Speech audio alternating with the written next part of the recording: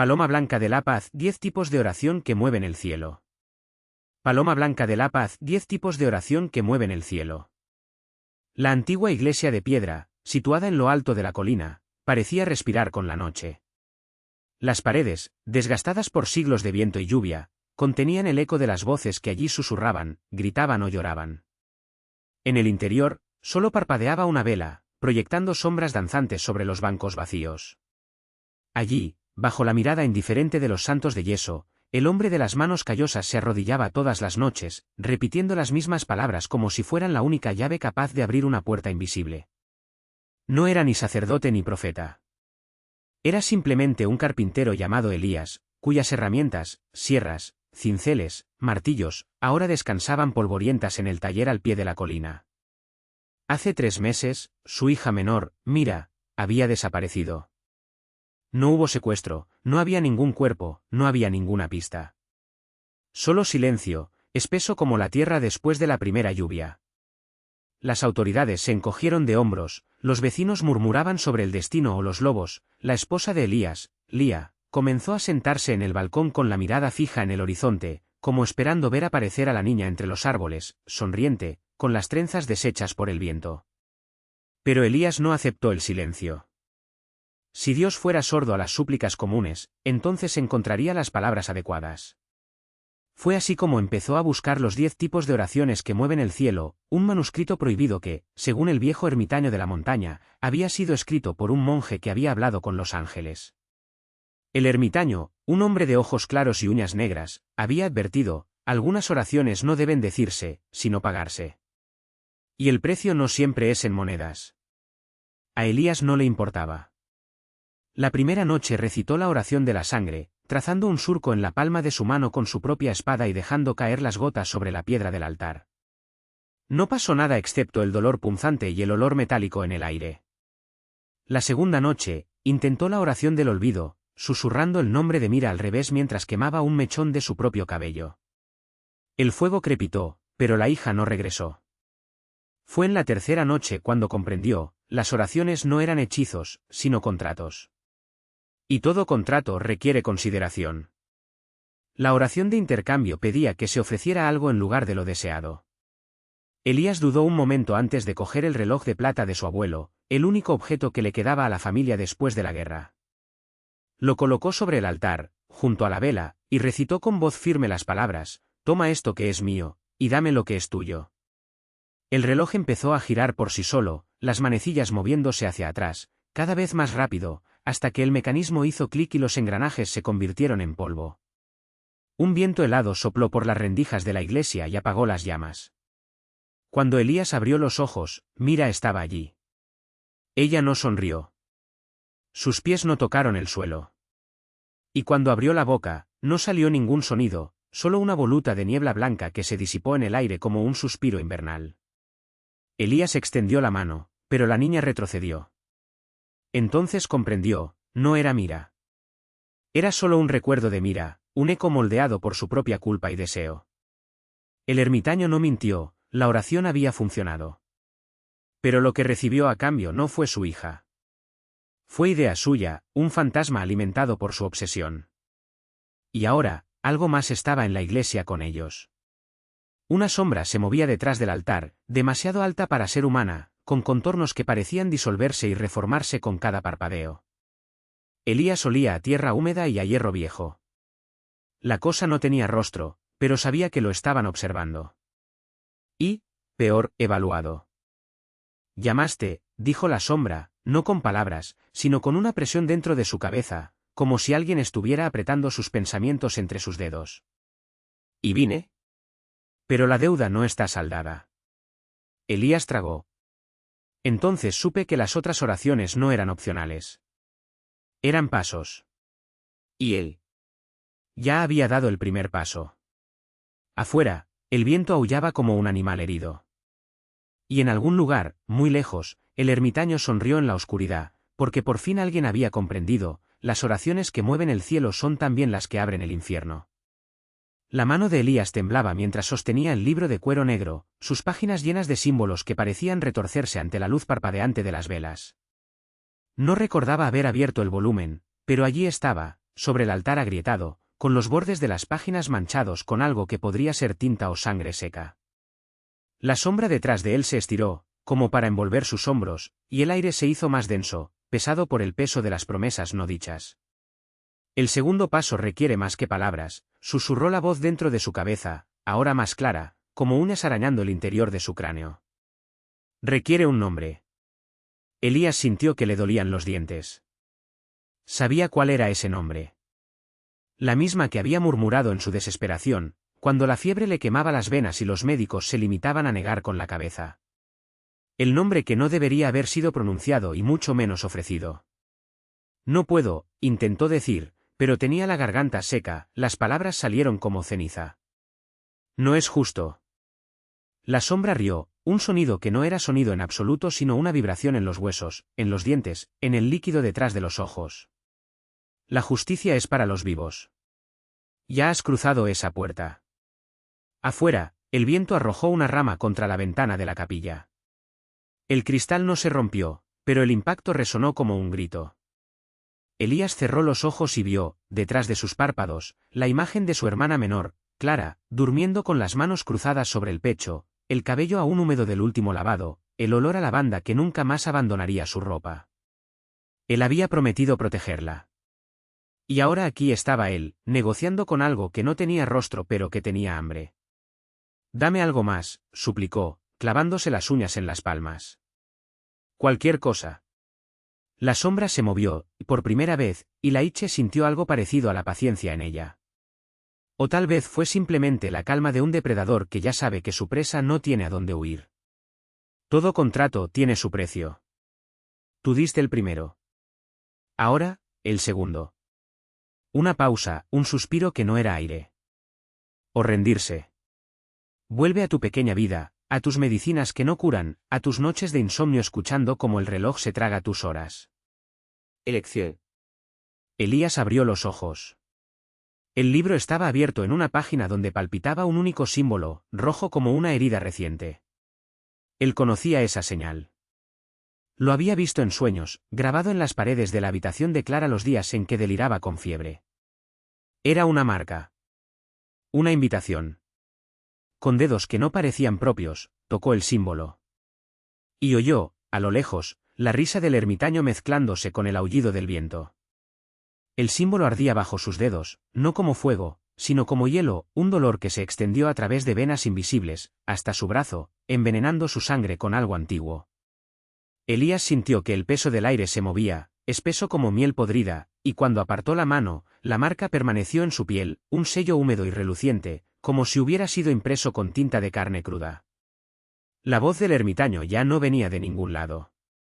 Vino desde adentro. Ahora subes la firma. Y las firmas son promesas. Elías intentó levantarse, pero la habitación ya no era la misma. Las paredes respiraban, hinchándose y marchitándose a ritmos irregulares, como pulmones enfermos. Los muebles, su mesita de noche, la silla donde arrojó su abrigo, el espejo roto, habían sido reemplazados por cosas que casi parecían iguales, pero no lo eran. La madera de la silla era muy oscura, casi negra, y cuando pasó los dedos por el respaldo, sintió surcos, como si algo hubiera arañado allí, una y otra vez, hasta dejar marcas permanentes. El espejo no reflejaba su rostro. Reflejaba un pasillo. Un corredor que reconoció. Era el hospital. No el actual, con sus luces fluorescentes y olor a alcohol, sino el antiguo, el sanatorio Santa Clara, donde su hermana había pasado ese últimos meses antes de desaparecer. Las paredes eran de un verde descolorido, el suelo estaba hecho de baldosas blancas y negras dispuestas en un patrón que lastimaba los ojos si se miraba durante demasiado tiempo. Y al final del pasillo, una puerta entreabierta, de la que salía un murmullo de voces. Te está esperando, susurró el ermitaño, ahora tan cerca que Elías sintió su aliento húmedo en el cuello. Pero no es Clara, ¿sabes? Es lo que te mereces. Él no quería ir. Sus pies, sin embargo, obedecieron antes de que su mente pudiera protestar.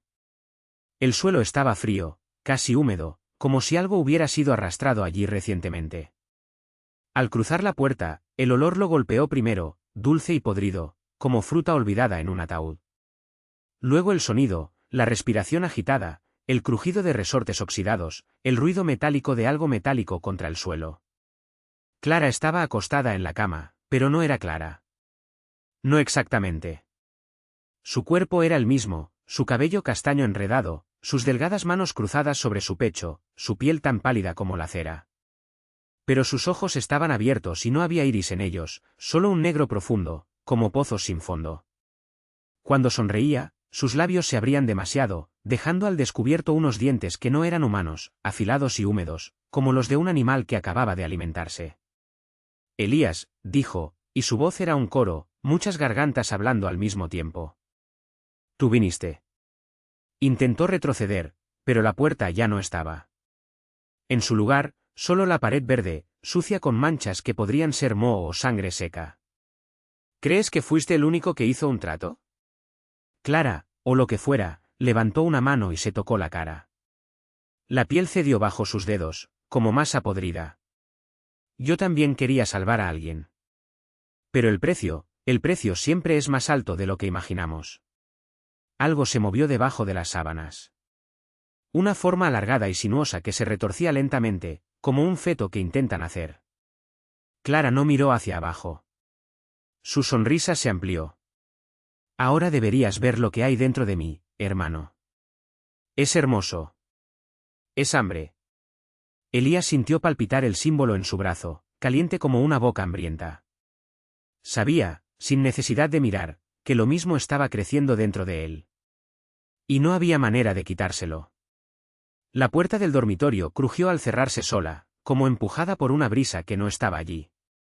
Elías retrocedió hasta chocar contra la pared opuesta, con los dedos clavados en su propia carne, donde el símbolo latía a ritmos irregulares, como un segundo corazón. El dolor era el filo de una navaja que le recorría el brazo y envenenaba sus venas con algo que no era sangre. Clara, o lo que quedaba de ella, inclinó la cabeza hacia un lado, sus ojos ahora eran dos pozos negros sin fondo. La piel de su rostro se desprendió en tiras húmedas, revelando algo brillante y húmedo debajo, una superficie que reflejaba la luz de la lámpara colgante como escamas de pescado podridas. ¿Te acuerdas de tu madre? Su voz era un arrastre de clavos sobre el cristal. Ella también hizo un trato. Para salvarnos del hambre. De la guerra. Uno de esos hombres con cuchillos y sonrisas. Pero el hambre no era solo nuestra, y la Iche. Nunca lo fue. Las sábanas volvieron a temblar. Esta vez algo atravesó la tela, una fina garra negra, seguida de otra, y otra, hasta que el colchón se partió por la mitad como carne podrida. En el centro, se desplegaba una masa de tendones y dientes, húmedos y temblorosos, con un único ojo pálido fijo en Ilaiche. No era un feto. No era nada que alguna vez hubiera sido humano. Nos alimentó con lo que tenía, susurró Clara, mientras la cosa en el colchón se arrastraba hacia el borde de la cama, dejando un rastro de líquido oscuro en el suelo. Primero, las ratas. Entonces los vecinos llamaron a la puerta. Entonces, se rió, un sonido que se hizo añicos en 1000 pedazos, luego, nosotros mismos. Elías sintió el sabor del cobre en la boca. El símbolo en su brazo ardía con tanta intensidad que juró que podía ver las líneas moviéndose, serpenteando bajo su piel como diminutas anguilas. Sabía, sin lugar a dudas, que lo mismo que devoraba a Clara por dentro también estaba creciendo en él, echando raíces en sus huesos, así. Tocando tus nervios como cuerdas de un instrumento desafinado. No puedes luchar contra esto, dijo, extendiendo su mano. Los dedos se fusionaron y se transformaron en delgadas garras. Es como intentar retener el agua. Cuanto más aprietas, más se desliza entre tus dedos. La cosa que estaba sobre la cama saltó. No fue un salto, fue un despliegue en el aire, como si el espacio entre ella y Laiche fuera papel arrugado. Intentó gritar, pero su garganta solo producía un sonido húmedo y ahogado, como si algo ya estuviera obstruyendo sus cuerdas vocales desde dentro. Cuando las garras lo golpearon, no le dolió. Al menos, no de la forma que esperaba. Era un dolor viejo y familiar, como el recuerdo de un diente podrido que finalmente se rompe. Y entonces, cuando la oscuridad lo envolvió, Elías comprendió. No era algo dentro de Clara. Era Clara quien estaba dentro de la cosa. Y ahora él también lo estaría. La pared detrás de Elías parecía respirar. El papel tapiz, que alguna vez estuvo cubierto de manchas de humedad y moho, ahora se movía en lentas ondas, como si algo detrás de él intentara liberarse. Las garras de Clara, o las garras de la cosa que llevaba a Clara, se hundieron en sus hombros, no desgarrando la piel, sino desgarrándola, como una tela mojada que se deshace entre dedos impacientes. Sintió que el suelo cedía. No fue una caída, sino una disolución. Los contornos de la habitación, la cama con resortes oxidados, el armario con la puerta entreabierta, el espejo agrietado que solo reflejaba fragmentos de sí mismo, todo se plegaba hacia adentro, como si el mundo fuera un origami deshecho por manos invisibles. Y en el centro, Clara sonrió. O mejor dicho, lo que vestía el rostro de Clara era sonriente, con una boca que se estiraba demasiado, como si los labios fueran de fina goma a punto de romperse. Siempre lo supiste, susurró su voz, pero no era su voz. Era algo más viejo, más húmedo, como el sonido del agua goteando en una cueva. Desde la primera vez que me viste en el pasillo del hospital. Oliste la podredumbre debajo de mi perfume barato. Elías lo recordó. Recordó el olor a desinfectante mezclado con algo dulce y podrido, como fruta olvidada en el fondo de un frigorífico. Recordó cómo las enfermeras evitaban mirarla a los ojos, cómo las luces parpadeaban cada vez que ella pasaba. Recordaba, sobre todo, la forma en que ella lo presionó contra la pared trasera del edificio, sus dedos, que ya comenzaban a fusionarse, acariciando su cuello mientras susurraba cosas que no tenían sentido en ese momento, pero que ahora resonaban en su mente como una profecía. No nos ven porque no quieren. Pero tú siempre lo has hecho, ¿no? Por eso eres especial. El dolor en su pecho ya no era dolor. Fue anhelo. Un anhelo por algo que nunca tuvo, pero que ahora lo arrastraba hacia adentro, como un gancho clavado en el alma. Las garras se hundieron más profundamente y sintió que los huesos se ablandaban y se convertían en cera fundida. Su visión se volvió borrosa, pero no a causa de las lágrimas, era como si sus ojos se disolvieran en pintura negra que le corría por la cara. No peleéis, murmuró Clara, o la cosa, o ambas al mismo tiempo. No te estás muriendo. Estás recordando. Y entonces Elías lo vio. Él veía el hospital no como un lugar de curación, sino como un nido. Las paredes respiraban, los pacientes en las camas no estaban enfermos, eran capullos. Médicos y enfermeras pasaban entre ellos con la mirada perdida, como marionetas cuyos hilos eran movidos por algo mucho más grande, mucho más antiguo, que se encontraba en las entrañas del edificio. Y Clara no fue la primera. No sería el último. Se vio a sí mismo en una cama, hace años, cuando aún era un niño. Un niño delgado, con los ojos muy abiertos, mientras una sombra se inclinaba sobre él, susurrando promesas de que nunca estaría solo. Que siempre tendría un lugar al que regresar. El recuerdo lo tragó. Cuando Elías volvió a abrir los ojos, ya no estaba en la habitación. Estaba dentro. Dentro de la pared, dentro del techo, dentro del suelo. Su cuerpo, si todavía se le podía llamar así, era una red de hilos oscuros. Rosas, entrelazadas con las de Clara y otras, muchas otras, que se extendían como raíces debajo de la ciudad. Podía sentirlos. Todos los que habían sido recogidos, todos los que lo habían recordado. Abajo, en el mundo que solía llamar real, una nueva enfermera entró en la habitación vacía. Llevaba una bandeja con medicinas y su placa decía Marina. Su paso era ligero, casi danzante, como si ya supiera que no estaba sola. Y Laiche extendió sus nuevos dedos, largos, delgados, hechos de oscuridad sólida, y le tocó el hombro. Tú también lo sientes, ¿no? Susurró, con una voz que era y no era la suya. El olor a humedad debajo del desinfectante. La forma en que parpadean las luces cuando pasas. Marina se dio vuelta lentamente. Sus ojos, asustados al principio, comenzaron a brillar con algo que no era miedo. Fue un reconocimiento. Elías sonrió. O al menos, hizo lo que pensó que era una sonrisa. Su boca ya no obedecía las mismas reglas. Bienvenido a casa, dijo. Marina dejó caer la bandeja. Las pastillas se esparcieron por el suelo como pequeños insectos blancos y el crujido seco resonó en el pasillo vacío. Ella no se agachó para recogerlos. En cambio, presionó la palma de su mano contra su pecho, como si quisiera contener algo que palpitaba en su interior, algo que siempre había sabido que estaba allí, pero que recién ahora estaba tomando forma. Soñé contigo, murmuró. Durante semanas. Siempre en esta misma habitación, simplemente, vacía. ¿Y estuviste aquí? ¿O algo como tú? Elías ladeó la cabeza y el gesto hizo que las sombras a su alrededor se movieran como telarañas al viento. Ya no tenía cuerpo en el sentido en que Marina lo entendía, pero el recuerdo de la carne todavía le dolía, como un miembro fantasma. Los sueños son ventanas, dijo. Algunos miran hacia afuera. Otros, dentro. Tragó saliva y sus dedos temblorosos buscaron su placa en el bolsillo de su abrigo. No por el nombre, sino por el pequeño amuleto de hueso que escondía detrás, un fragmento de costilla tallado con símbolos que ninguna religión conocida reclamaría como propios. Mi abuela me enseñó a no confiar en las cosas que no tienen sombra, dijo Marina, pero su voz se apagó. Porque Elías tenía una sombra. O mejor dicho, él era la sombra, estirada y distorsionada en las paredes, como si la luz lo evitara instintivamente. Tu abuela era sabia, estuvo de acuerdo. Pero también sabía que algunas sombras son puertas. Marina cerró los ojos. Por un segundo, estuvo de regreso en la casa de su infancia, en el cuarto oscuro donde la anciana le enseñó a escuchar el silencio entre los latidos de su propio corazón. Ahí es donde viven, había dicho. Aquellos que no están del todo muertos, ni del todo vivos. Los que decidieron quedarse. Cuando volvió a abrir los ojos, Ilaiche estaba más cerca. No se había movido, era el espacio entre ellos el que se había reducido, como si la realidad se estuviera doblando para acomodarlo. «¿Sabes lo que soy?», dijo, no como una pregunta, sino como una oferta.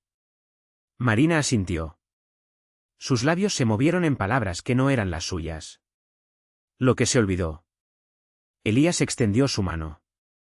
Esta vez, no para tocar, sino para mostrar. Entre sus dedos, el aire se rasgó como un velo podrido. Del otro lado no había ningún pasillo del hospital, ni luces fluorescentes, ni olor a alcohol. Había una escalera. Una escalera de piedra húmeda, que descendía a un lugar donde el aire era espeso como la miel y el tiempo avanzaba en círculos. Hay gente buscándote, susurró Marina, pero ya se estaba quitando el abrigo, dejándolo caer sobre las medicinas esparcidas. Hace años que... Y me los trajiste, respondió Elías, satisfecho. Ella sonrió por primera vez. Era una sonrisa que no encajaba con su rostro, como si perteneciera a otra persona, o a algo que nunca había sido una persona. No fue difícil, dijo Marina, subiendo el primer escalón. Después de todo, esta siempre ha sido la habitación más vacía del hospital. Y la puerta se cerró detrás de ellos con un clic que resonó en dos mundos a la vez. La escalera descendía en espiral, cada escalón más frío que el anterior, como si el aire mismo estaba chupando el calor de sus cuerpos. Elías siguió a Marina sin dudarlo, hundiendo ligeramente sus pies descalzos en la humedad de las piedras. No había paredes, solo la espesa oscuridad que se movía a su alrededor, susurrando nombres que no eran los suyos. Al fondo, una puerta de madera negra, tan antigua que las tablas parecían costillas de algún animal extinto. Marina extendió la mano pero no la tocó. Esperó. No te culparán, dijo Elías, observando las sombras reunirse detrás de ella. Acabas de hacer lo que siempre hiciste, abrir caminos. Ella se rió, un sonido que se convirtió en un eco antes de terminar. No es la culpa lo que me importa. La puerta se abrió por sí sola, revelando un vasto salón, iluminado por antorchas que no ardían, pero emitían luz roja. En el centro, una mesa larga cubierta con un mapa hecho de piel humana. Hombres y mujeres, o lo que alguna vez habían sido hombres y mujeres, levantaron la vista cuando entraron. Algunos tenían caras alargadas, otros eran solo siluetas con agujeros en lugar de ojos. Elías, dijo una voz que no venía de ninguna parte. Finalmente. Marina retrocedió, fundiéndose en las sombras como si nunca hubiera existido. Elías avanzó, sus dedos rozaron la superficie del mapa. Reconoció las cicatrices, eran las mismas que marcaban su propio cuerpo, cada línea un lugar por el que había pasado, cada nudo un nombre que había olvidado. ¿Sabes por qué estás aquí?, continuó la voz. Elías asintió. No hubo elección, nunca la hubo.